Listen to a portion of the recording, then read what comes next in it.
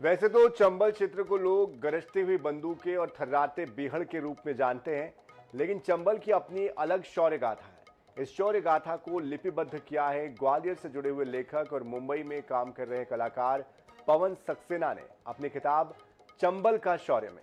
इस पुस्तक में बागियों से लेकर चंबल के शौर्य का वर्णन विस्तार से किया गया। चंबल के बीहड़ों की कहानियां तो दूर दराज के क्षेत्रों तक प्रसिद्ध है, लेकिन चंबल के शौर्य, पराक्रम और स्वाभिमान के प्रतीक चंबल घाटी के डाकुओं के आतंक और उनके हृदय परिवर्तन होने पर अंग्रेजी हुकूमत के खिलाफ क्रांतिकारियों को न केवल हथियार व गोला बारूद मुहैया कराया, बल्कि उन्हें सुरक्षित आश्रय देकर आजादी की लड़ाई में कंधे से कंधा मिलाकर साथ भी दिया।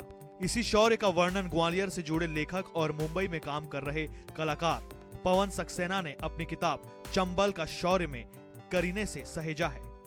तो चंबल में हमने थोड़ा सोचा कि क्या है इसमें, पढ़ा तो एक पतली सी थिन लाइन मालूम पड़ी। क्रांतिकारी हुआ करते थे यहाँ राम प्रसाद बिस्मिल के गुरु थे यहाँ, जिनको द्रोणाचार्य कहा था क्रांतिकारियों के, वो उनकी आश्रय स्थली रही है गेंदालाल दीक्षित जी की। तो मैंने वहाँ से फिर किताब उठाई, वहाँ से चीज़ों को लिया और पढ़ा, लोगों को जाना। यहाँ पर जो भी लोग कनेक्शन मुझे मिलते गए ग्वालियर में या आसपास कहीं, उनसे मुलाकात की मैंने, उनको समझा और फिर ये किताब का रूप में आया चंबल का शौर्य। इस पुस्तक को जो भी पढ़ रहा है वह चंबल के शौर्य की प्रशंसा किए बिना नहीं रह सकता है। तो गेंदालाल दीक्षित ने कहा कि क्यों बनते हो बागी? तो उन्होंने कहा जर जोरू जमीन।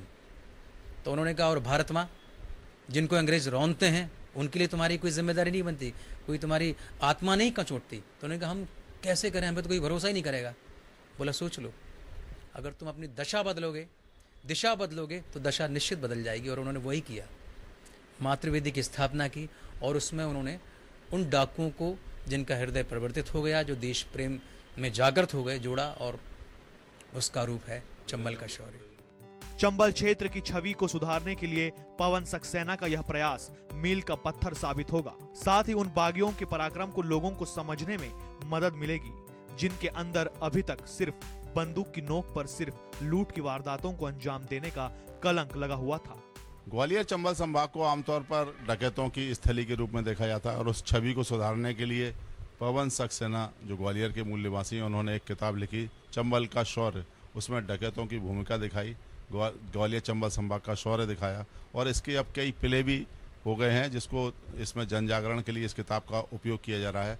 और जो ग्वालियर चंबल संभाग की छवि है, उसमें बताया है कि जब डकैत उस समय भी हुआ करते थे, लेकिन गेंदालाल दीक्षित ने उनको जो लाए और उनको समाज की मुख्यधारा में लाए, अंग्रेजों के खिलाफ उन्होंने बिगुल बजाया।